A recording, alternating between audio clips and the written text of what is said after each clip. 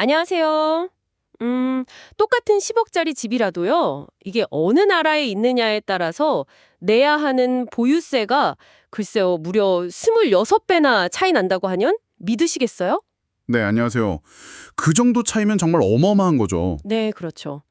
그래서 오늘은 저희가 받은 자료, 그 주요 7개국이죠. 미국, 일본, 한국, 호주, 캐나다, 뉴질랜드, 대만. 이 나라들의 주택 보유세 비교 분석 자료를 가지고 한번 깊이 파헤쳐 보려고 합니다. 좋습니다. 단순히 세금이 얼마다 이게 아니라 왜 이렇게 차이가 나는지 그 배경을 좀 들여다보는 거죠. 맞습니다. 명목세율 뒤에 숨어 있는 진짜 이야기가 뭔지. 자, 그럼 시작해 볼까요? 네, 그 자료 분석 결과를 보면요. 진짜 놀랍습니다. 시가 10억 원 주택 이걸 기준으로 딱 놓고 봤을 때요. 네네. 연간 보유세 부담이 가장 낮은 곳이 한국 서울인데 약 46만 원 정도고요. 46만 원이요. 생각보다 네. 그렇죠. 근데 가장 높은 곳 미국 뉴욕은 약 1,205만 원에 달합니다. 이게 계산해 보면 26배가 넘는 격차예요. 와, 1200만 원대 46만 원. 정말 엄청난 차이네요. 근데 이게 단순히 세율 차이 때문만은 아니라는 거죠. 네, 바로 그겁니다. 자료에서 사실 가장 흥미로운 지점이 그거예요. 세금 높낮이를 결정하는 핵심 열쇠가 겉으로 보이는 세율이 아니라는 거. 그럼 뭔가요? 세금을 매기는 기준 금액, 그러니까 과세 표준을 어떻게 정하느냐, 이게 훨씬 더 중요합니다. 아, 과세 표준이요? 네, 한국이나 일본, 대만 같은 경우는 실제 시장 가격하고는 좀 거리가 있는 정부가 고시하는 공시 가격을 기준으로 삼거든요. 그렇죠. 실제 시세랑 좀 다르죠, 그게. 네, 특히 한국은 더 나아가서 그 공시 가격에다가 공정시장 가액 비율이라는 일종의 할인율을 또 적용해요. 과세 기준을 한 번 더 낮추는 거죠. 아, 할인을 또 한다고요? 네, 예를 들어서 2024년 서울에 10억짜리 아파트가 있다 치면요. 공시 가격이 한 6억 9천 정도로 잡히고 여기에 공정시장 가액 비율을 곱하면 과세 표준은 약 3억 1천만 원까지도 내려갈 수 있어요. 와, 10억짜리 집인데 세금 기준은 3억 초반대가 되는 거네요?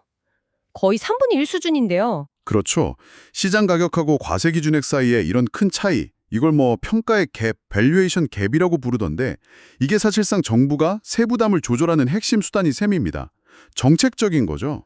이 갭이 일종의 정책적 배려나 조절 장치 역할을 하는 거군요. 네, 시장 가치가 갑자기 오르거나 내릴 때 세금 부담이 확확 바뀌는 걸 좀 막고 또 조세 저항도 완화하려는 그런 의도가 크다고 볼 수 있겠죠. 다른 나라들은 어떤가요? 캐나다 같은 경우는 좀 다르다고요. 네, 맞아요. 캐나다 토론토 같은 경우는 시장 가치를 거의 그대로 과세 기준으로 사용합니다. 한국과는 상당히 대조적이죠. 아, 거긴 갭이 거의 없군요. 네, 반면에 미국 뉴욕은 또 방식이 특이해요. 시장 가치의 6%만 반영해서 과세 표준 자체는 되게 낮아요. 6%요? 그럼 엄청 낮은 거 아닌가요? 그렇죠. 근데 여기에 적용하는 명목세율이 20%를 넘어가요. 워낙 세율 자체가 높다 보니까 결과적으로 내는 세금은 확 커지는 거죠. 아하. 그러니까 기준은 낮은데 세율이 높아서 결과는 비슷하거나 더 커질 수도 있는 복잡하네요. 네, 기준과 세율 이 두 가지 조합이 최종 결과를 만드는 겁니다. 그 기준 금액 말고 또 다른 중요한 요소가 있다고 하셨죠? 네, 바로 내가 실제 사는 집, 즉 주거주지에 대한 혜택입니다. 이게 또 나라마다 상당히 달라요. 아, 1주택자에 대한 혜택 같은 거요? 그렇습니다. 예를 들어 호주 같은 경우는요. 주거주지에 대해서는 주 정부가 매기는 토지세를 아예 면제해 줍니다. 전면 면제예요. 와, 토지세를 아예 안 내도 된다고요? 파격적인데요. 네. 그리고 대만은 자기가 사는 집 토지에 대해서는 0.2%라는 아주 낮은 단일세율을 적용하고요. 일본도 토지 평가액을 확 깎아주는 6분의 1로 깎아주는 특례가 있습니다. 그렇군요. 그러니까 단순히 세율 숫자만 볼 게 아니라 이런 주거주지 혜택까지 다 고려해야 실제 부담이 보이겠네요. 정확합니다. 그래서 중요한 지표가 바로 실효세율이에요. 명목세율 말고요. 치료세율이요? 네, 실제 시장 가치 대비 내가 최종적으로 내는 세금의 비율이죠.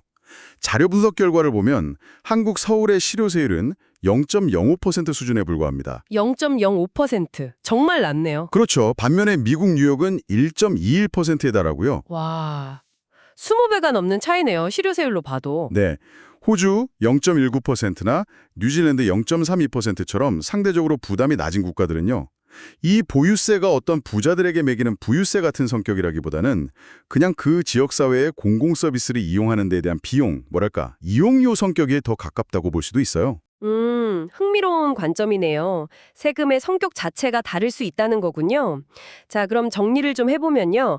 세계 각국의 주택 보유세는 정말 천차만별인데 그 차이는 겉으로 보이는 세율보다는 정부가 세금 계산 기준으로 어떻게 정하는지, 그러니까 공시 가격을 쓰는지 시장 가격을 쓰는지, 그리고 1주택자에게 어떤 혜택을 주는지에 따라서 극적으로 달라진다. 이렇게 요약할 수 있겠네요. 네, 맞습니다. 시가 10억 원 주택 기준으로 한국 서울은 약 46만 원, 미국 뉴욕은 약 1,205만 원.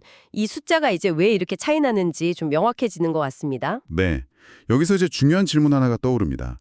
결국 이 모든 차이는 각국 정부의 정책적 선택의 결과라는 거잖아요. 그렇죠. 의도적인 선택인 거죠. 과세 표준을 시장 가치에 얼마나 가깝게 할 거냐, 또 누구에게 어떤 공제를 줄 거냐, 이런 결정들이 모여서 지금의 세부담 차이를 만든 건데요.